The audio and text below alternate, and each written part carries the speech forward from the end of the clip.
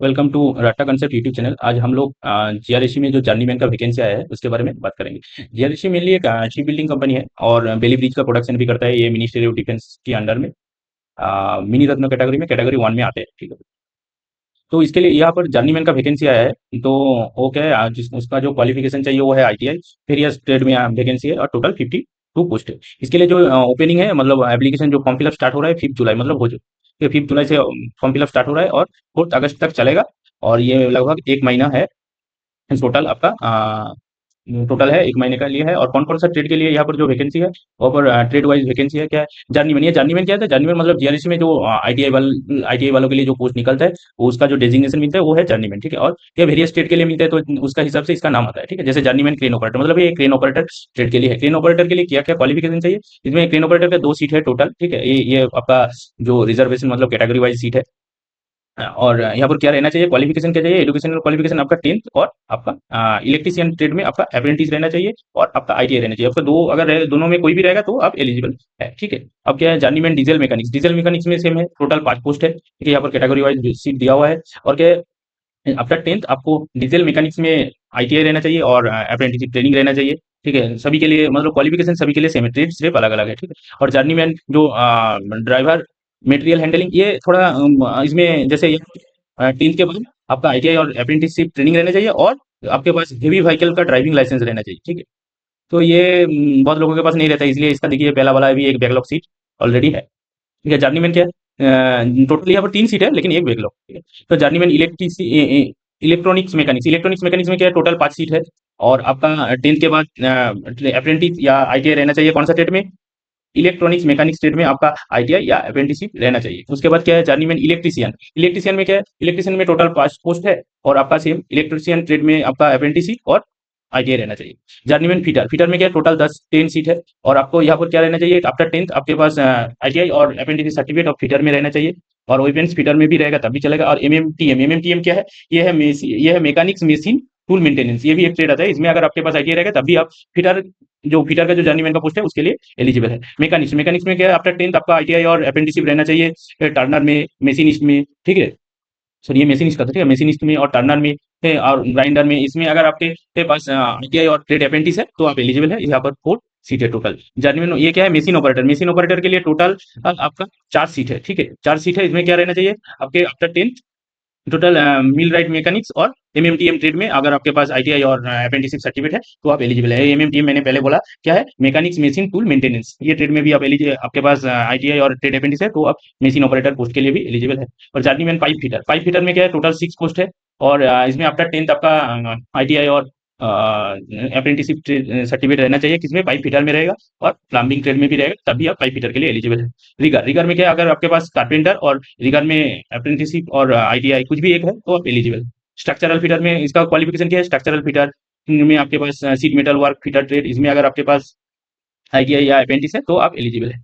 यहाँ पर और जो मोस्ट इंपॉर्टेंट है, कैंडिडेट हैज हायर क्वालिफिकेशन। अगर आपके पास हायर क्वालिफिकेशन है, अगर आपके पास कुछ भी हायर, मतलब पहले आपने आईटीआई किया, उसके बाद कुछ ग्रेजुएशन कर लिया, कुछ किया, उसके बाद डिप्लोमा किया, कुछ भी किया है। ठीक है, और पहले पहले आपने ग्रेजुएशन किया उसके बाद आईटीआई किया तो आप एलिजिबल नहीं है। ठीक है, अगर आप यहाँ पर साफ साफ लिखा है। ठीक है, qualification is not eligible for any. ठीक है, मतलब आपके पास कुछ भी आईटीआई के अलावा अगर आपके पास कुछ भी आपके पास क्वालिफिकेशन है तो आप एलिजिबल नहीं है। तो आप अगर अगर आप ऐसे सोचेंगे कि हाँ मैं उसको शो नहीं करूंगा, ऐसा नहीं होता है। जब आपका सिलेक्शन हो जाता है, ठीक है, ड्यूरिंग डॉक्यूमेंट वेरिफिकेशन, ठीक है, ड्यूरिंग डीबी डॉक्यूमेंट वेरिफिकेशन के टाइम वो एक डिक्लेरेशन ले लेगा आपके पास। कंपनी एक डिक्लेरेशन लेगा, उसमें क्या लिखा है कि मैं डिक्लेयर करता हूँ मेरे पास कुछ भी एक्स्ट्रा क्वालिफिकेशन नहीं है इसके अलावा। ठीक है, अगर मिलेगा तो कंपनी मेरे ऊपर कोई भी लीगल एक्शन ले सकता है।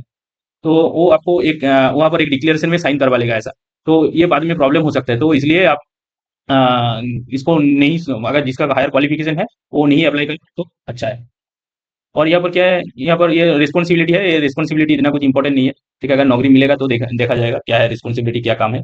और मैक्सिमम एज लिमिट है 26 ईयर्स, मतलब जो अनरिजर्व कैटेगरी में आते हैं उसका एज 26 होना चाहिए। ये कब काउंट होगा? एक साथ 2017, मतलब 1 जुलाई 2025 से ये काउंट होगा। ठीक है, और जनरल प्रैक्टिस ओबीसी के लिए 3 साल का रिलैक्सेशन एक्स्ट्रा मिलेगा और एससी एसटी के लिए 5 साल का रिलैक्सेशन मिलेगा। और यहाँ पर और एक चीज है, क्या है, जो लोग पहले जीआरएसी में ट्रेड अप्रेंटिस किया है, ठीक है, उसके लिए एज में आपको 3 साल का रिलैक्सेशन मिलेगा। मतलब कोई अगर अनरिजर्व कैटेगरी से बिलोंग करता है ठीक है। और उन्होंने जीआरईसी से ट्रेड अप्रेंटिस किया है तो उसको ये 26 ईयर 29 ईयर तक वो एलिजिबल है, ठीक है। उसको 3 साल तक रिलैक्सेशन मिलेगा, और ओबीसी को तो 3 साल, और इसका एससी एसटी को तो हर, ये तो जनरल प्रैक्टिस है, हर रिक्रूटमेंट में इन लोगों को मिलता है। अब क्या है, अगर आपने सिलेक्ट, आपका सिलेक्शन हो गया तो क्या होगा, आपको 2 साल के लिए ट्रेनिंग में रहेंगे, ठीक है। तो आप आपको मतलब स्टाइपेंड मिलेगा। स्टाइपेंड क्या मिलेगा, फर्स्ट साल में आपको 24,000 मिलेगा, एंड सेकंड ईयर में आपको क्या मिलेगा, 26,000 एंड मिलेगा। तो after completion of your training आपको परमानेंट पोस्ट में ऑब्जर्व किया जाएगा। तब आपका बेसिक पे होगा कितना, 19,900, ठीक है। ये अगर आपका बेसिक है तो आपको ये मान के चलिए, ये क्या है, इसके ऊपर क्या डी आएगा, रीजन आएगा और अदर्स अलाउंस आएगा, तो मतलब इन हैंड आपको लगभग 38,000 मिल जाएगा, ठीक है। इसी पे स्केल में अगर आपने, आपको नौकरी मिल गया फर्स्ट फर्स्ट साल, मतलब 2 साल के बाद स्टाइपेंडरी, जब ट्रेनिंग आपका खत्म हो जाएगा, जब आप परमानेंट रोल में आएंगे, इसी बेसिक पे में आएंगे, तो आपको लगभग 38,000 मिल जाएगा, ठीक है। और जब आपको एब्जॉर्बेशन किया जाएगा तब आप 1 साल के लिए प्रोविजन में रहेंगे रहेंगे ठीक है। उसके बाद आपको परमानेंट किया जाएगा।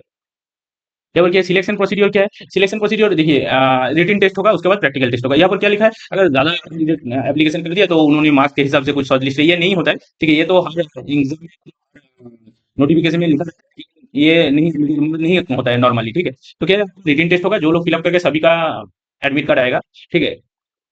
और ये जनरली नहीं होता है, ठीक है। तो उसके बाद क्या है, उसके बाद रिटन टेस्ट होगा, उसके बाद प्रैक्टिकल टेस्ट होगा। प्रैक्टिकल टेस्ट में और यहाँ पर फिजिकल एफिशिएंसी टेस्ट किसका होगा, जो अपना देखिए, बाकी ट्रेड के लिए तो रिटन टेस्ट और प्रैक्टिकल टेस्ट में हो जाएगा, लेकिन इस यहाँ पर क्या है, फिजिकल एफिशिएंसी टेस्ट, मतलब जो फिजिकल एफिशिएंसी टेस्ट है, ये सिर्फ मटेरियल हैंडलिंग इनके लिए ही होगा, ठीक है। जो मटेरियल हैंडलिंग पोस्ट के लिए करेगा, और जो रेगन पोस्ट है, इसी 3 पोस्ट के लिए होगा, और उसका रिटन टेस्ट और प्रैक्टिकल टेस्ट भी होगा, उसके साथ ये फिजिकल एफिशिएंसी टेस्ट भी होगा, ये 3 पोस्ट के लिए।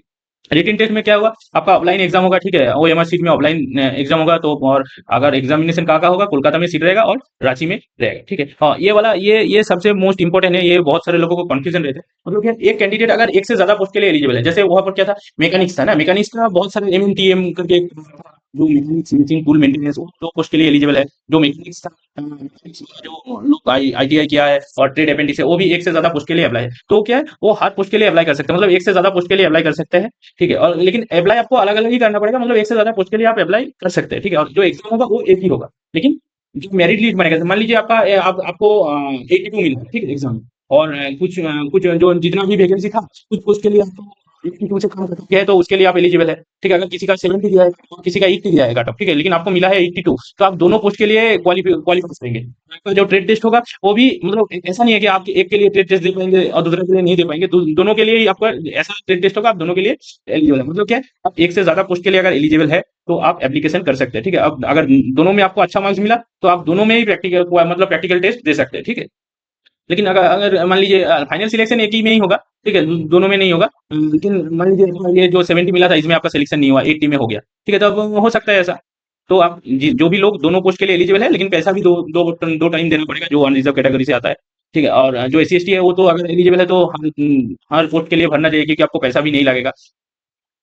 और इस रिटन टेस्ट का पैटर्न क्या रहेगा, 80 आपका ट्रेड से रहेगा, मतलब जो भी ट्रेड से आप बिलोंग करते हैं वहां से एमसीक्यू क्वेश्चन रहेगा 80, और 20 मार्क्स जो रहेगा यहाँ पर क्या रहेगा, जनरल नॉलेज रहेगा, ठीक है, जनरल एप्टीट्यूड रहेगा, रीजनिंग रहेगा, मेंटल एबिलिटी और न्यूमेरिकल एबिलिटी। मतलब ये जो मैथ रीजनिंग आता है ना, ये बहुत ईजी आता है, बहुत ईजी आता है, ठीक है। और जनरल एप्टीट्यूड सब कुछ बहुत ईजी आता है, आपको ये वाला थोड़ा भी आता है ना, ये वाला पार्ट 2, तो आपको आ जाएगा। आप यहाँ पर फोकस कीजिए, ये 80 वाला जो मार्क्स है सब्जेक्ट का, जो वो है और सब्जेक्टिव आपका सब्जेक्ट का जो एमसीक्यू क्वेश्चन आएगा 80, वहां पर आपको फोकस करना चाहिए। और इसके लिए टोटल 100 मार्क्स है, 2 घंटे हाँ, टाइम मिलेगा। और ये यहाँ पर क्या है, जो सिलेबस, मतलब ट्रेड का जो सिलेबस है, तो वो जीआरईसी वेबसाइट में बाद में ये लोग अपलोड करेंगे, डिटेल सिलेबस ये लोग बाद में अपलोड करेगा। और प्रैक्टिकल टेस्ट में क्या है, प्रैक्टिकल टेस्ट में 1:5 में, मतलब एक पोस्ट के लिए 5 आदमी को प्रैक्टिकल टेस्ट में बुलाएगा, ठीक है। उसके बाद फाइनल सिलेक्शन होगा। और यहाँ पर क्या है, अगर सर एप्लीकेशन, मतलब आपने एप्लीकेशन फॉर्म भर दिया, उसके बाद क्या है, जो एजुकेशनल क्वालिफिकेशन है, मतलब 10 का सर्टिफिकेट, डिप्लोमा का सर्टिफिकेट, ठीक है। अगर आप कोई कास्ट से बिलोंग करते हैं, उसका कास्ट का सर्टिफिकेट, और डेट ऑफ बर्थ सर्टिफिकेट, मतलब डेट ऑफ बर्थ आप 10 का जो वो भी दे सकते हैं, ठीक है। कोई भी डेट ऑफ बर्थ का प्रूफ रहना चाहिए, ठीक है, वो प्रिंट करके वहाँ पे सिग्नेचर करके, ठीक है, मतलब जो अभी तो सेल्फ अटेस्टेड आ गया, आपको सिग्नेचर करके ये वाला पोस्ट बॉक्स में भेजना है, ठीक है। ऑर्डिनरी पोस्ट में, ये बहुत इंपॉर्टेंट, ठीक है। बहुत लोग क्या करते हैं, स्पीड पोस्ट में भेज देते हैं, लेकिन ये स्पीड पोस्ट में आप भेजेंगे ना तो आपके पास रिटर्न आ जाएगा, ठीक है। तो आपको क्या, ये वाला जो पोस्ट बॉक्स है, ये जो आपका एड्रेस है, यहाँ पर ऑर्डिनरी पोस्ट में भेजना है, ये आपको याद रखना चाहिए, क्या ऑर्डिनरी पोस्ट में भेजना है। ठीक है। और क्या है यहाँ पर, और कुछ इंपॉर्टेंट कुछ नहीं है। एप्लीकेशन फी क्या है? एप्लीकेशन फी है आपका 470 फॉर जनरल, मतलब अनरिजर्व कैटेगरी के लिए, अनरिजर्व एंड ओबीसी के लिए। SC ST and physically handicap जो कैंडिडेट है उसके लिए कोई भी एप्लीकेशन नहीं है, उसका एप्लीकेशन फी जीरो है। लेकिन जो वो अदर्स कैटेगरी में आता है, जैसे अनरिजर्व और ओबीसी, उसके लिए है 470, उसके लिए एप्लीकेशन है 472। यहाँ पर और कुछ नहीं है। यहाँ पर जो इंपॉर्टेंट डेट है, 5 तारीख से आपका एप्लीकेशन फॉर्म, मतलब एप्लीकेशन भरा जाएगा, और लास्ट डेट है 4 अगस्त। और आपका 11 अगस्त से पहले, ठीक है, ये जो ऑर्डिनरी पोस्ट में आप भेजेंगे ना, 11 अगस्त से पहले ये वो वाला जो एड्रेस था उसमें चला जाना चाहिए, और थ्रू ऑर्डिनरी पोस्ट, ये आपको याद रखना है, ठीक है, थ्रू ऑर्डिनरी पोस्ट। ठीक है, तो अगर स्पीड पोस्ट में भेजेंगे तो ये आपके पास रिटर्न आ जाएगा।